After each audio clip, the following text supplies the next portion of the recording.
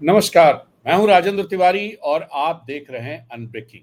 Unbreaking के इस video में आपका स्वागत है। जब भारत पाकिस्तान का जो टेंशन चल रहा था, जो सो कॉल्ड वॉर चल रहा था, सीज फायर हो गया है। प्रधानमंत्री मोदी देश को संबोधित कर चुके हैं। आज वो आदमपुर एयरफोर्स स्टेशन पे भी पहुंच गए। दरअसल आदमपुर पहुंचने का उनका मकसद ये था कि पाकिस्तान को ये बताना कि आदमपुर में कोई नुकसान नहीं हुआ है, क्योंकि पाकिस्तान लगातार ये प्रचारित कर रहा है कि आदमपुर जो एयरफोर्स स्टेशन है उसको बहुत नुकसान पहुंचा दिया है उन्होंने। तो प्रधानमंत्री ने आज वहां जाकर के और वहां के हमारे सैन्य कर्मियों को संबोधित करके जोशीला भाषण, जबरदस्त भारत माता की जय के नारे इतनी तेज लगाए गए कि सीमा पार भी सुनाई दे, क्योंकि वहां से सीमा बहुत दूर नहीं है। तो एक तरह से एक मैसेज पाकिस्तान को उन्होंने वहां से दे दिया कि भैया झूठ बोल रहे हो तुम। और शाम को मिनिस्ट्री ऑफ एक्सटर्नल अफेयर्स की जो रूटीन प्रेस कॉन्फ्रेंस होती है उसमें रणधीर जायसवाल जो प्रवक्ता हैं उन्होंने कुछ चीज़ों पर सफाई प्रस्तुत की और ये बताने की कोशिश की कि ट्रेड को लेकर के कोई बात अमेरिका से नहीं हुई है और इस सीज फायर के पीछे ट्रेड नहीं है। उन्होंने ये भी बताने की कोशिश की कश्मीर पर कोई बात नहीं होगी। लेकिन जिस तरह से सवाल आए हैं, जिस तरह के जवाब उन्होंने दिए हैं, उन जवाबों से बहुत सारे जो धुंध छाई हुई है वो साफ नहीं होती है, बल्कि बढ़ जाती है। प्रधानमंत्री मोदी ने भी जो कल रात को वो किया था, तो उसमें उन्होंने कहा था कि बात पीओ कश्मीर पर नहीं होगी। पीओके, कश्मीर का तो नाम नहीं लिया उन्होंने सीधे तौर पर, लेकिन जब पीओके कहा तो बात तो कश्मीर की हो ही गई। तो खैर, ये सारी चीजें हैं कल की प्रधानमंत्री की स्पीच को। ये माना जा रहा है आज जिस तरह से बहुत सारे डिस्कशन, बहुत सारे एनालिस्ट, बहुत सारे जर्नलिस्ट उसको लेकर के चल रहे हैं कि उन्होंने चुनाव प्रचार की शुरुआत कर दी है। और चूंकि बिहार का चुनाव सबसे पहले आना है, तो ये बिहार के लिए चुनाव प्रचार की शुरुआत राष्ट्र के नाम संबोधन से हो गई है। और उसका एक तरह से पिच भी तैयार करने का काम प्रधानमंत्री मोदी ने किया है। और उसकी वो दरअसल किस तरह से चीजें अलाइंड हैं, आप ये देखिए कि प्रधानमंत्री मोदी के संबोधन की जब खबर आई, उसी के साथ खबर ये भी आई कि तिरंगा यात्रा 11 दिन तक भारतीय जनता पार्टी के लोग आज से निकालेंगे। दोनों खबरें साथ साथ हैं। और आज सुबह जब तिरंगा यात्रा, एक तरफ भारतीय जनता पार्टी ने तिरंगा यात्रा की शुरुआत की, तो दूसरी तरफ प्रधानमंत्री मोदी आदमपुर में थे। तो एक तरह से सिंक्रोनाइजेशन बहुत जबरदस्त तरीके का दिखाई दे रहा है। लेकिन कुछ चीजें और हैं जिन पर बात करने की जरूरत है। आज सी वोटर का सर्वे आया। सी वोटर का सर्वे दरअसल भारत पाकिस्तान के बीच जो अभी चल रहा था, जो ऑपरेशन सिंदूर था और सीज फायर हुआ, इन सबको लेकर के है। और सर्वे को अगर आप सरसरी निगाह से देखेंगे, बारीकी से नहीं देखेंगे, तो आपको लगेगा कि इसमें प्रधानमंत्री मोदी जबरदस्त तरीके से बम बम है सारा मामला, और मोदी जी की जय जय है। कहीं कोई दिक्कत नहीं है, कुछ भी नहीं। लेकिन जितने डेटा मेरे पास, तो सी वोटर के जो डिटेल्स हैं, डेटा हैं, जो वो तो सी वोटर के पास होंगे या निरुडे के पास होंगे। मेरे पास तो वो है नहीं। जितना रिलीज किया गया है उतना डेटा है। उतने डेटा को ही अगर बारीकी से देखा जाए तो कुछ चीज़ें बहुत साफ होती हैं। वो चीज़ें साफ ये होती हैं कि जब 22 अप्रैल के बाद पहलगाम का जो में हत्याकांड हुआ, जो नरसंहार हुआ आतंकियों के द्वारा, उसके बाद से लेकर के अब तक जिस तरह से चीजें बदली हैं, बहुत स्लो मूवमेंट है, लेकिन मूवमेंट है। वो क्या है वो समझना बहुत उसे अगर समझे तो समझ में आएगा कि चीजें हैं क्या। दरअसल मैंने जो डेटा मेरे पास है, मैंने कहीं से इसे निकाला है। इस डेटा में ये कहा गया है कि जो 12 ये जो है सर्वे जो बाद वाला हुआ है, 10 से 12 मई के बीच में हुआ है। 10 से 12 मई के बीच का मतलब है कि सीज फायर की घोषणा के बाद। और इससे पहले हफ्ते जो सर्वे हुआ था उससे इसको कंपेयर किया गया है। तो एक बड़ी चीज ये है कि जो सीज फायर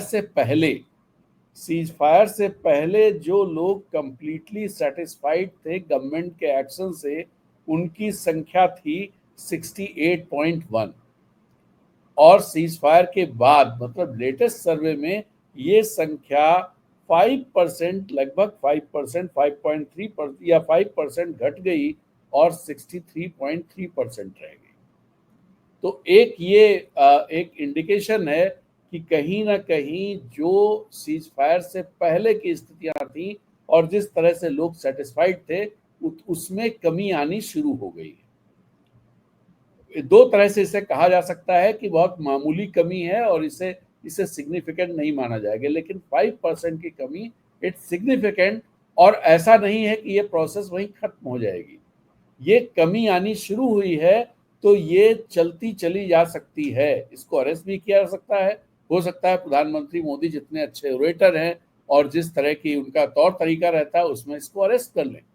लेकिन अभी जो चीज मैं देख पा रहा हूँ, ये देख पा रहा हूँ और जो सोशल मीडिया पे चीजें दिखाई दे रही हैं, जिस तरह से प्रधानमंत्री मोदी के समर्थकों ने, भारतीय जनता पार्टी के समर्थकों ने और जो जो आईटी सेल वगैरह और जो ये जो जो राइट विंग की ट्रोल आर्मी है, इन सब ने जिस तरह से विक्रम मिश्री को निशाना बनाया, इससे बहुत साफ है कि चीजें किस डायरेक्शन में जा रही हैं, ओपिनियन किस तरह से चेंज हो रही है।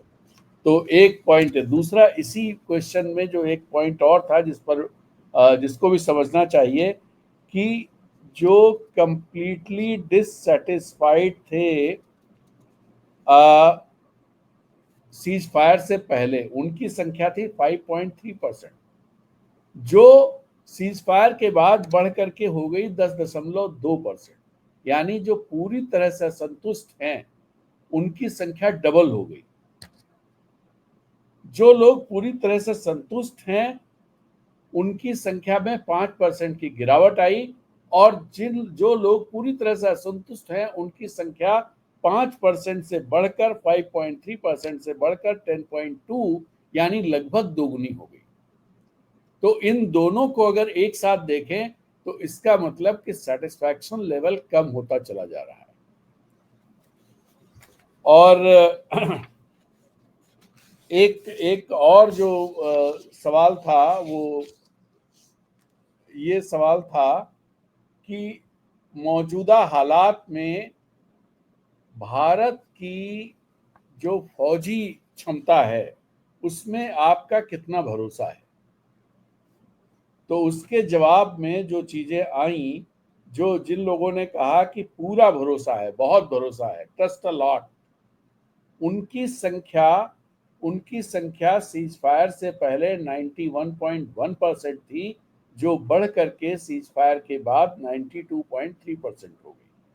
और जिन लोगों का कहना था कि ट्रस्ट टू सम एक्सटेंट, ना थोड़ा बहुत है भरोसा, ठीक है, ऐसे लोगों की संख्या 6.1% से घट करके मतलब वो आधी रह गई, 3.4% रह गई। तो इसको इस तरह से देखा जा सकता है कि हमारी फौज की जो कैपेबिलिटीज हैं, फौज की जो क्षमता है, फौज में जो भरोसा है, वो भरोसा बढ़ता ही चला जा रहा है, वो सीज फायर के बाद भी बढ़ा है। तो अगर एक बात जो मैं कह रहा था और जो मैं मानता भी हूं कि इन 4 दिनों में ये हुआ है कि हमारी राजनीति, हमारी कूटनीति हारी है, हमारी फौज जीती है, हमारी मिलिट्री जीती है। और ये सर्वे उसी चीज का संकेत कर रहा है कि हमारी मिलिट्री दमदार है और उसने दमखम दिखा दिया, लेकिन हमारी पॉलिटिक्स, हमारी कूटनीति, हमारी पॉलिटिकल लीडरशिप वो शायद नहीं जीत पाई, वो जीती नहीं। तो ये मतलब मिलिट्री जीती है और हमारी पॉलिटिकल लीडरशिप नहीं जीती। तो एक ये, और इसके अलावा एक क्वेश्चन ये था, how worried are you about the whole issue of India Pakistan conflict. मतलब ये भारत पाकिस्तान के बीच में जो तनाव चल रहा है, इसको लेकर के आप कितने चिंतित हैं।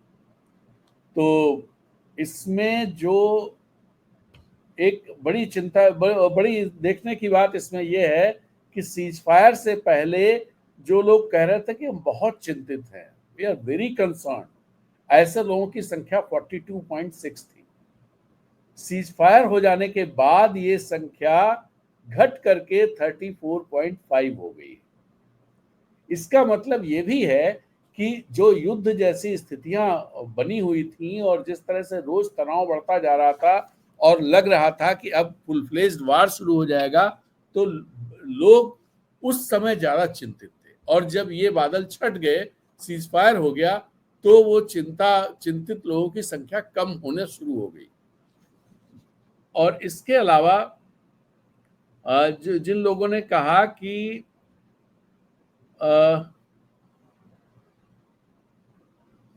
मतलब और किसी क्वेश्चन का कोई खास मतलब है नहीं, तो उनका कोई कहना कि somewhat concerned and not at all, इन सब का बहुत मतलब नहीं है। जो जो सिग्निफिकेंट क्वेश्चन था, जो और उसके जो सिग्निफिकेंट एक जो ऑप्शन था, उसमें कितने लोग कितने लोगों ने उसे टिक किया, वो मैंने आपको बताया। एक और सवाल, how safe do you feel in the current situation.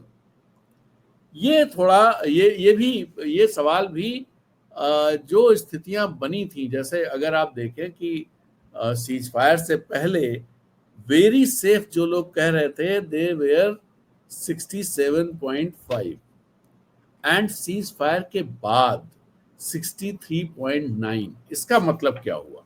ये जो कम हो गई सेफ कहने वालों की संख्या, लगभग 3-4% कम हुई, इसका मतलब क्या हुआ? ये ट्रेंड्स है, इसको आप ये मत मानिए कि आके खत्म हो गया, क्योंकि माहौल है जो कंटिन्यूअस है, तो ये भी कंटिन्यूअस इस तरह से होता चला जाएगा, ये थमेगा नहीं। या तो थमेगा तो दूसरी तरफ चलने लगेगा।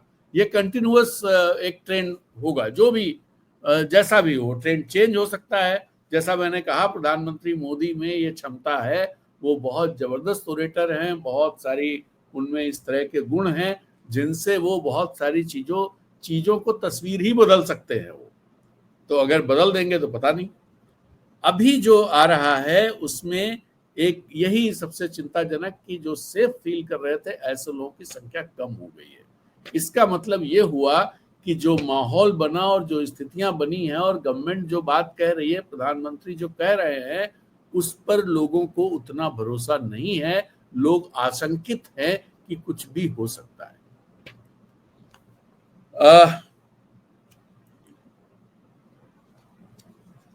और इसी तरह से आप समवॉट अनसेफ, इसी में एक और ऑप्शन था, समवॉट अनसेफ या एब्सोल्युटली अनसेफ। एब्सोल्युटली अनसेफ वालों की संख्या लगभग 6.5 5.5 लगभग बराबर है, लेकिन सीज फायर के बाद हल्की सी कम हो गई है। लेकिन समवॉट अनसेफ वालों की संख्या जो पहले 2.9% थी, वो 6.5% हो गई। यहां पर भी ये चीज दिख रही है कि किस तरह से लोगों के कंसर्न, लोग चिंता बढ़ती जा रही है। तो ये हो गया। एंड नेक्स्ट एक और क्वेश्चन जो इंपॉर्टेंट क्वेश्चन है, how much do you support the cease fire between India and Pakistan. ये चूंकि आफ्टर सीज फायर ही होगा, सीज फायर होने के बाद का सवाल है। तो जो लोगों ने कंप्लीटली सपोर्ट किया है, number is 42.6, and don't support at all, ये नंबर जो है 29.3 है। एंड जो ये कह रहे हैं डोंट सपोर्ट एट ऑल, ये नंबर सिग्निफिकेंटली हाई है 29.3। और ये अलार्मिंग इस लिहाज से है, and support to some extent 21.8। Can't say उनका तो कोई मतलब नहीं है, वो तो मतलब मुनेर पर बैठे हुए लोग होते हैं कांट से वाले, कि पता चल जाए कि कितने लोगों ने उधर बोला, कितने लोगों ने उधर बोला, तो हम उसके बाद तय कर लेंगे। तो ये जो ये कह रहे हैं कि कंप्लीटली सपोर्ट 42.6, मेरे लिहाज से अगर सीज फायर को लेकर के लोगों में ये होता कि नहीं, बिल्कुल सीज फायर होना ही चाहिए था और बिल्कुल सही बात हुई है, तो ये 50% से ज्यादा आना चाहिए था। लेकिन ऐसा नहीं हुआ। इसकी वजह क्या है? इसको किस तरह से डिकोड किया जाना चाहिए? इसको किस तरह से डिकोड किया जाना चाहिए? दरअसल मेरा एक मानना बहुत साफ है, युद्ध कभी भी अच्छा ऑप्शन नहीं होता है। आज जनरल नरवाने कल बोल रहे थे कहीं, जनरल MM नरवाने, वो कह रहे थे कि युद्ध आखिरी ऑप्शन होता है। जहां तक हो सके वहां तक डिप्लोमेसी का इस्तेमाल करके इस तरह की समस्याओं का हल किया जाना चाहिए। एंड बिल्कुल सही बात, मैं उनसे 100% सहमत हूं। और कोई भी सेन व्यक्ति वो यही कहेगा। युद्ध का पक्ष लेना अपने में बहुत ही इंसैनिटी का काम है, वो अमानवीय है।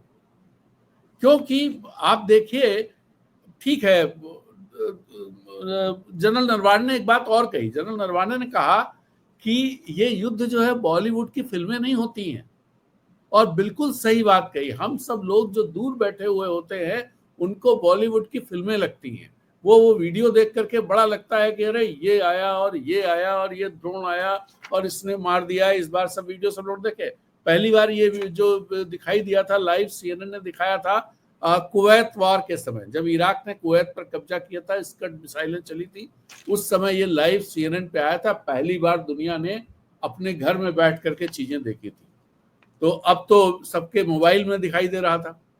तो ये युद्ध जो है वो सबसे खतरनाक, क्योंकि होता ये है जीतने वाले, जैसे मान लीजिए कोई युद्ध हो, उसमें कोई जीत भी जाए, मतलब अपना देश जीत गया, तो अपना देश के प्रधानमंत्री जबरदस्त भाषण करेंगे और तमगा उनको मिलेगा, जय जय होगी, सब लोग उनकी जय करेंगे।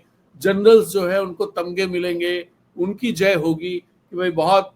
लेकिन एक तो पहले जो फौज का जवान, जो लोग उसमें जिनकी जान चली गई, जिनके माँ बाप, सोचिए उनके बारे में, उनकी उनकी पत्नी, उनके बच्चे, उनके बारे में सोचिए, और वो किसके लिए लड़ रहे थे।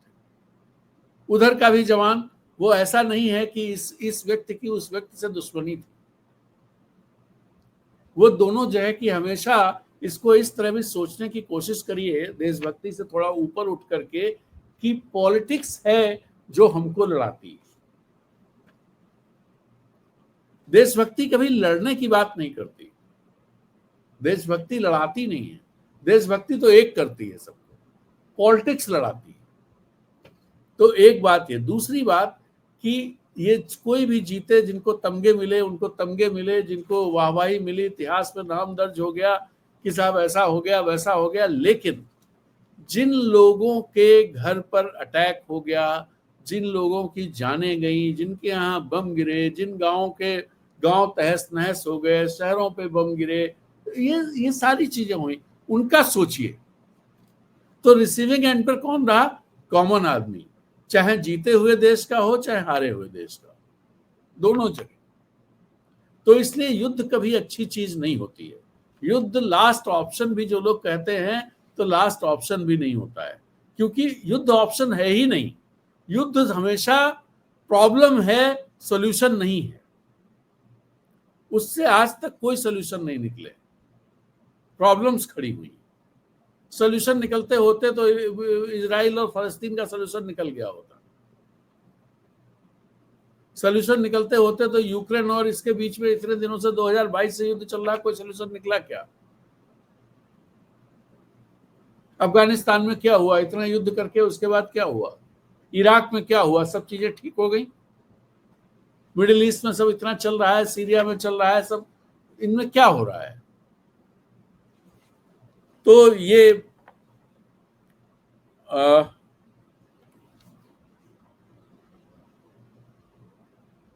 अगला सवाल ये है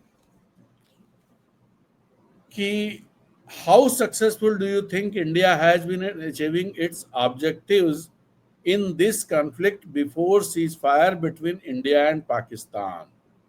ये बहुत इंपॉर्टेंट सवाल है कि भारत कितना सक्सेसफुल रहा अपने लक्ष्य हासिल करने में, इस दौरान जो भी उसने अपने लक्ष्य रखे।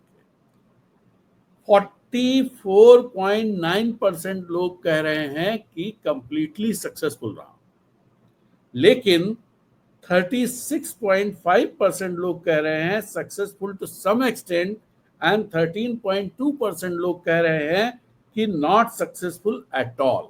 अगर इन दोनों को जोड़ दें तो ये हो जाता है 49.7। 49.7 इसे कंप्लीटली सक्सेसफुल नहीं मानते,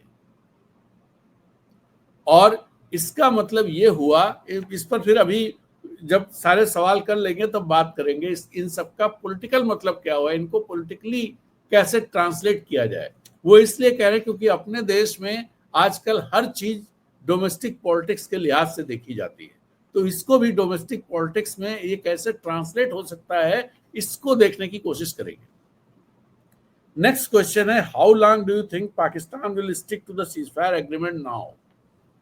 ये इंटरेस्टिंग क्वेश्चन है।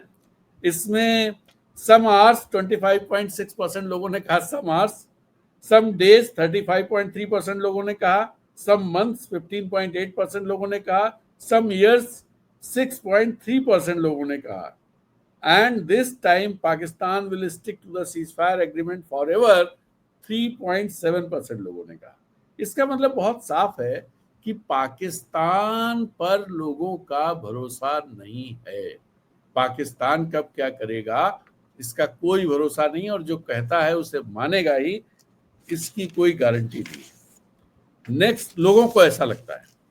नेक्स्ट क्वेश्चन है, according to you what was the main reason for the ceasefire between India and Pakistan. That's a very interesting question, और इससे एक जो मानसिकता है वो पता चलेगी कि लोग सोच किस डायरेक्शन में रहे हैं। इसमें diplomatic pressure from the world's major powers, ऐसा मानने वाले लोगों की संख्या 41.4% है। अब मोदी जी भले कल ये कह रहे थे कि पाकिस्तान डर गया और वहां के डीजीएमओ ने डीजीएमओ को फोन किया, और आज हमारे जो रणधीर जायसवाल है वो बता रहे थे कि दोपहर में 12:30 बजे फोन किया तो लाइन नहीं लग पाई टेक्निकल, उसकी वजह से फिर डीजीएमओ बिजी हो गए और फिर 3:30 बजे उनको टाइम मिला तब उन्होंने बात की। वो इस तरह से बता रहे थे कि जैसे पाकिस्तान बिल्कुल चरणों में गिरा हुआ था कि भाई बस तुरंत बंद करो, बहुत मार लिया, बहुत मार पड़ गई, अब इससे ज्यादा मार नहीं सह पाएंगे, अब तो मर ही जाएंगे। तो इसलिए उसने फोन करके ये कहा। लेकिन ये भी खबरें साथ में आई हर जगह, सोशल मीडिया पर, चैनल्स पर तो नहीं आई उस तरह से, लेकिन सोशल मीडिया पर आई कि ट्रंप ने उससे पहले ट्वीट कर दिया और उस ट्वीट को तमाम लोगों ने शेयर किया कि सीजफायर हो गया है। अनाउंस हमारे यहाँ बाद में हुआ। अब उसके बाद आप कहते रहिए कि साहब जो है हमने ही तय किया है, हमने, पाकिस्तान ने मिलकर तय किया, पाकिस्तान डर गया था, हमारे हमलों से डर गया था इसलिए वो आया, और चूंकि हमने अपने लक्ष्य हासिल कर लिए थे, जो प्रधानमंत्री ने कहा हमने अपने लक्ष्य हासिल कर लिए थे, इसलिए हमें सीजफायर करने में कोई दिक्कत नहीं थी, हमने कहा आगे से ऐसा मत करना, वो भी मान गया। लेकिन क्या ये सीजफायर बिना लिखा पढ़ी के होते हैं? इस तरह के जब दो देशों के बीच में बात हो रही हो तो क्या बिना उसके होंगे? क्या क्या चीजें थी, वो कहाँ है जिन जिन चीजों को पाकिस्तान माना? ये सवाल लोगों के दिमाग में, और ये रिफ्लेक्शन इसमें आ रहा है कि इंटरनेशनल डिप्लोमेटिक प्रेशर की वजह से, वर्ल्ड पावर्स के प्रेशर की वजह से, वर्ल्ड पावर कौन? यूएस। अभी तक तो यही आया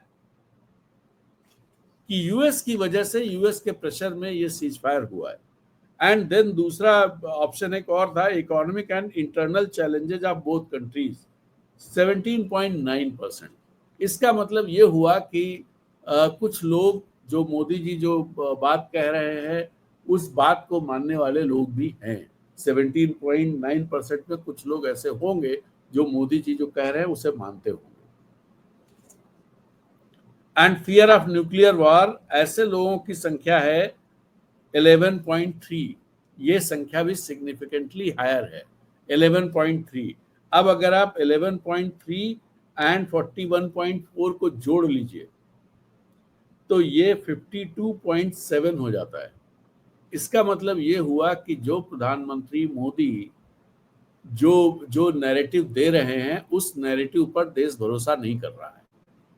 ये बहुत साफ सी बात है। प्रधानमंत्री मोदी ने कल ये संकेत दिया था अपने संबोधन में कि जब उन्होंने ये कहा कि पाकिस्तान की न्यूक्लियर ब्लैकमेलिंग को हम नहीं सहेंगे, अब आगे से नहीं सहेंगे। इसका मतलब ये हुआ कि एक बार सहा गया है। फिर एक क्वेश्चन नंबर 10 है, ये पता नहीं क्वेश्चन नंबर तो गलत जहां से भी हमने लिया है, 6 के बाद 10 आ गया, लेकिन क्वेश्चन नंबर छोड़ दीजिए। Do you think that terrorist incident will stop after ceasefire between India and Pakistan? It's also a very important question.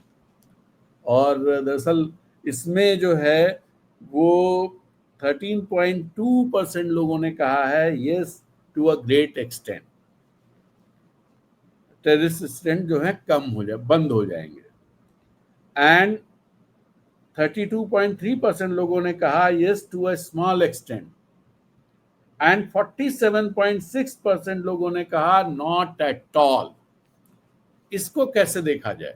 इसको दरअसल इस तरह से देखा जाना चाहिए, जो न्यू नॉर्मल की बात मोदी जी ने कही है और जो उन्होंने ये कहा है न्यू नॉर्मल के तहत कि अगर अगला कोई आतंकवादी हमला होगा तो हम उसे एक्ट ऑफ वॉर मानेंगे। अब इसको लोगों का मानना है कि ये हमला, ये जो इंसिडेंट रुकेंगे नहीं।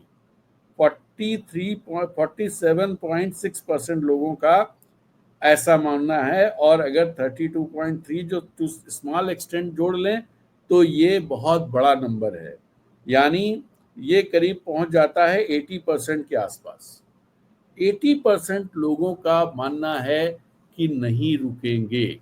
इसका मतलब क्या हुआ? इसका मतलब ये हुआ कि जो नई डॉक्ट्रिन प्रधानमंत्री मोदी ने कल देश को सुनाई है, देश को बताई है, और आज आदमपुर में भी बता रहे थे, वो जो बताई है उसके मुताबिक ये हुआ कि देश को हर समय युद्ध के लिए तैयार रहना पड़ेगा, और अगर युद्ध के लिए तैयार नहीं रहता है तो फिर इसका मतलब ये जो बातें कही गई हैं, डॉक्ट्रिन कुछ नहीं है, ये सिर्फ जनता को भरमाने के लिए कही गई।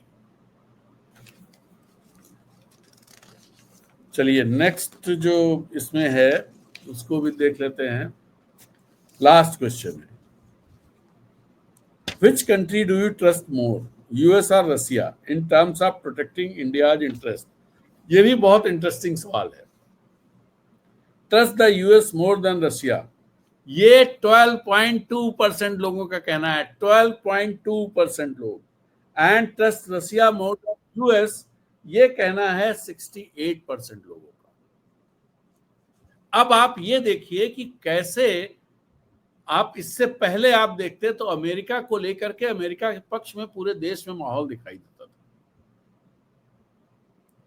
लेकिन इस घटना ने इन 4 दिन के, जो 4 दिन में जो सो कॉल्ड वॉर चला है, इस वॉर के बाद जिस तरह से सीजफायर हुआ है, जिस तरह से ट्रंप ने इंटरवीन किया है, अब वो इंटरवीन किया कि नहीं, हम प्रधानमंत्री मोदी को सही मानते हैं कि भाई नहीं, लेकिन ट्रंप फिर झूठ बोल रहे हैं, तो वो झूठ बोल करके दुनिया को बगलाने की जो कोशिश कर रहे हैं ट्रंप साहब, लोग उन सब चीजों को देख, और जिस तरह से वो पाकिस्तान को इक्वेट कर दे रहे हैं भारत के साथ, मुझे तो बहुत ताज्जुब हुआ कि ये कैसे, क्योंकि प्रधानमंत्री मोदी और ट्रंप तो दोनों एक दूसरे को डियर फ्रेंड कहते हैं।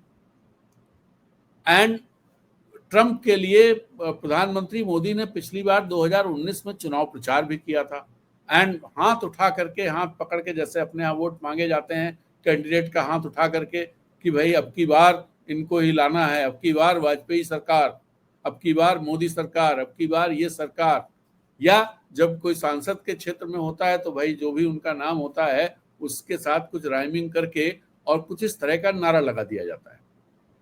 तो वैसे ही प्रधानमंत्री मोदी ने ट्रंप का हाथ इस तरह से उठा करके, हाथ में हाथ लेकर के उठा करके, और कहा था अब की बार ट्रंप सरकार, इंडियन कम्युनिटी के बीच में। उसके बाद से ये माना जाने लगा था कि ट्रंप से जबरदस्त दोस्ती प्रधानमंत्री मोदी की है, और जैसे पहले वो माय फ्रेंड बराक कहते थे, तो बराक के बाद फिर वो आ गए my friend Trump, Donald Trump. तो ट्रंप जो है ने, अब ये कहानी क्या हुई ये भी जरा समझने की जरूरत है। आप भी दिमाग लगाइए कि ये दोस्ती जो है ये ऐसे उसमें क्यों बदल गई, जहां पर एक तरह से नीचा दिखाने का कार्यक्रम शुरू हो गया। ऐसा क्यों हुआ?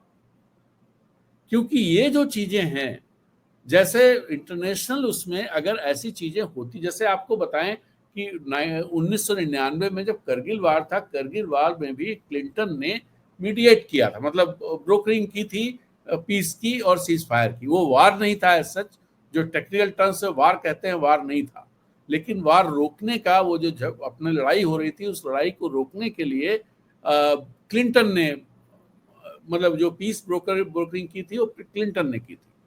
नवाज शरीफ को बुलाया था वाशिंगटन, और वाजपेयी जी जाने से मना कर दिए थे, लेकिन और उन्होंने कहा नहीं, इन देशों ने अपने आप ये कहा कि भाई अब सीज फायर हो गया। क्लिंटन ने उसके 1 साल के बाद एक कार्यक्रम में ये बात कही कि हमने ऐसा कराया था, उस समय नहीं कहा।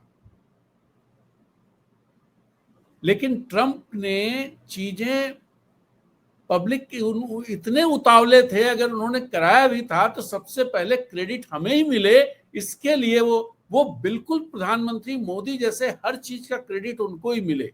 जैसे यहां पर जो शुरू हुआ, ये लड़ाई शुरू हुई, इसी दौरान ऑपरेशन सिंदूर के बड़े बड़े पोस्टर्स, बड़े बड़े होर्डिंग, कई जगह होर्डिंग लगे हैं, जिसमें कॉम्बैट यूनिफॉर्म में मोदी जी और पीछे जेट वो दिख रहा है, और कुछ और तोप खाना टाइप कुछ दिख रही हैं चीजें, कुछ डिफेंस सिस्टम वाले मिसाइल्स दिख रही हैं, और मोदी जी बिल्कुल चले आ रहे हैं।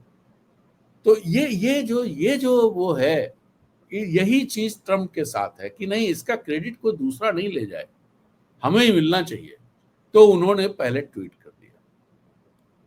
अब उसके बाद कल एक पोस्ट कर दी। उस पोस्ट में उन्होंने बताया कि हमने कहा, दोनों देशों को कह दिया कि भाई हम ट्रेड नहीं करेंगे तुम्हारे साथ। और आपको बताएं कि ट्रेड की जो स्थिति है, अगर उसे आप देखोगे, ट्रेड की जो स्थिति है, भारत जो स्थिति है, कहाँ गया, मैं कहीं मैंने नोट किया था, अब एग्जैक्टली मुझे याद नहीं आ रहा है, लेकिन नोट किया था मैंने कि ट्रेड की क्या स्थिति है।